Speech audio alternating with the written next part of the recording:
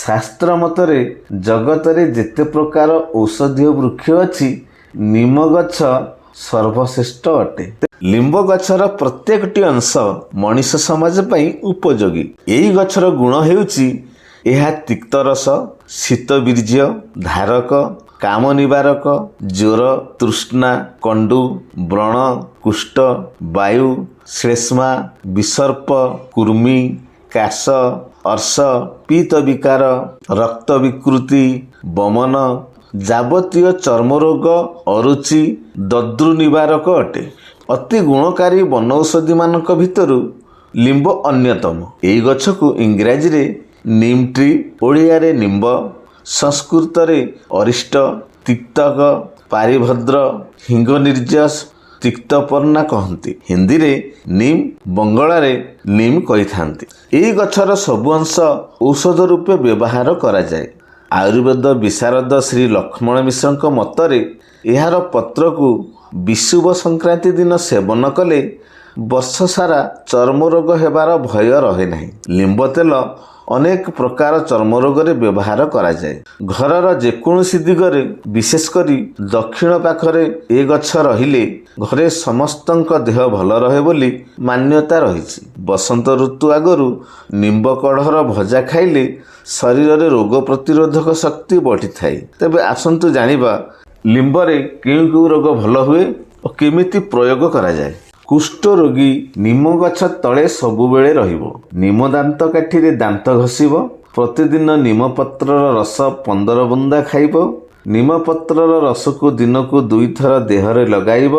निम पत्र सेज उपरे बिछଣା रे शोइब। तेबे प्रारंभिक अवस्था कुष्ठ रोग अक्लेशरे भल होई जिवो। धवल कुष्ठ निम फूल और फल को चूर्ण करी प्रतिदिन 2 ग्राम लेखाए खाइले 2 मास भितरे धवल कुष्ठ भल हुए। काछु, कुंडिया, बींची, मांकड़सा विष, हर्ब्स एथिपाई 250 ग्राम नड़िया तेल रे 250 ग्राम निम पत्र को छाणिब। जेपरी पत्र सबु पोड़ी जिवो। तापरे सेई तेल रे 3 चामच हळदी गुंड पकाई घांटिब। तेल को ओल्हाई आनी सेथिरे 3 रु 4 ग्राम कर्पूर पकाई बोतल रे साइती रखिबो। एही तेल को नियमित देहरे लगाइले काछु, कुंडिया, बींची, हर्ब्स और मांकड़सा विषजनित जेकोसी चर्म रोग अल्प दिन भितरे भल होई जिवो। एथि सहित निम छलीर सिजा पानी रे गाधोइबो। निम तेल किमा निम पत्र सह हळदी बाटी लगाइले काछु, कुंडिया, मचला, चमदला, जादू, बींची आदि चर्म रोग खूब शीघ्र भल हुए। ज्वर होइथिले निम छेली सहित सुंठी, किसमिस को पानी रे भल भाबरे सिजाई से सिजा पानी बा क्वाथ को दिन को 4 थर लेखाए नियमित पान कले 5 दिन भितरे ज्वर भल होइथाए। जख्मा होइथिले छाती रे निम तेल नियमित मालिश करिबा सह दिन को 15 बुंदा निंब तेल सेवन कले जख्मा रोगी जंत्रणारू मुक्ति पाए और अल्प दिन भितरे जख्मा रोग भल होइथाए। मधुमेह बा डायबिटीज पाई कंचा हळदी सहित निम छेली बाटी सकाळू खाली पेटरे नियमित पीले अल्प दिन भितरे मधुमेह बा डायबिटीज भल हुए। प्रतिदिन सकाळू खाली पेटरे 7टी लेखाए निमपत्र खाइले मधुमेह रोग आदौ हुए नाही। प्रमेह बा गनेरिया होइथिले निम छेलीर गुंड 1 चामच नियमित सेवन कले प्रमेह बा गनेरिया व्याधि अल्प दिन रे भल हुए। झाड़ा हेउथिले निम मंजीर चूर्ण 1 चामच लेखाए दिन को 2 थर लेखाए सेवन कले तरल झाड़ा भल होइथाए। झाड़ा रे रक्त पड़ुथिले निम छेली को बाटी प्रतिदिन 3 घंटा अंतर रे अध कप लेखाए पान कले रोगरू मुक्ति मिलिथाए।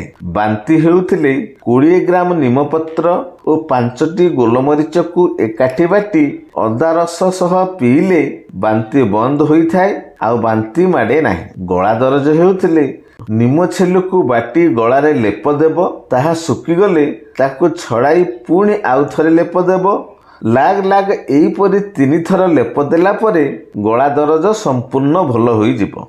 शरीरर कौनसी स्थान रे कंटा पशि जाइथिले आदौ बाहरु नथिले निम छाली सह हळदी को बाटी उषुम करी कंटा फुटिथिबा स्थान रे लेप देले ଆପେ ଆପେ କଣ୍ଟା ବାହାରି ଆସେ। କାମଳ ବା ଜଣ୍ଡିସ ହୋଇଥିଲେ ନିମପତ୍ର ଓ ନିମ ଛାଲିକୁ ଏକାଠି ଛେଚି ତା ରସ 1 ଚାମଚ ଲେଖାଏଁ ଦିନକୁ 2 ଥର କରି 1 ସପ୍ତାହ ପର୍ଯ୍ୟନ୍ତ ଖାଇବ। ଏଥିସହିତ ପିତା ତରଣୀ ମଞ୍ଜିର ଧୂଆଁ ଦିନକୁ 2 ଥର ଶୁଙ୍ଘିବ।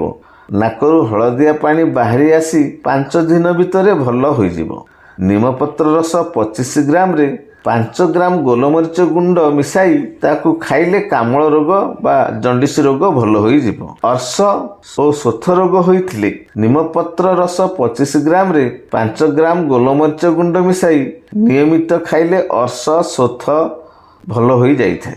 ପେଟ କାମୁଡ଼ା, ଶୂଳ, ଅଜୀର୍ଣ୍ଣ ଓ ବାୟୁ ଦୋଷ ପାଇଁ ସମ ପରିମାଣରେ ନିମ ଛାଲି ଓ ପୋଟଳ ପତ୍ରକୁ ଭଲ ଭାବରେ ସିଝାଇ ସେଥିରେ ଗୋଲମରିଚ ଗୁଣ୍ଡ ମିଶାଇ ପାନ କଲେ ଅଳ୍ପ ସମୟ ଭିତରେ ପେଟ କାମୁଡ଼ା, ଶୂଳ, ଅଜୀର୍ଣ୍ଣ ଓ ବାୟୁ ଦୋଷ ଜନିତ ରୋଗ ତତ୍କ୍ଷଣାତ ଭଲ ହୋଇଯାଏ।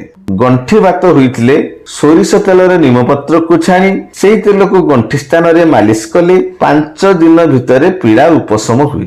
ଏହି ଭିଡ଼ିଓକୁ ଶେଷ ପର୍ଯ୍ୟନ୍ତ ଦେଖିଥିବାରୁ ସମସ୍ତଙ୍କୁ ଅନେକ ଅନେକ ଧନ୍ୟବାଦ। ରହିଲି, ନମସ୍କାର।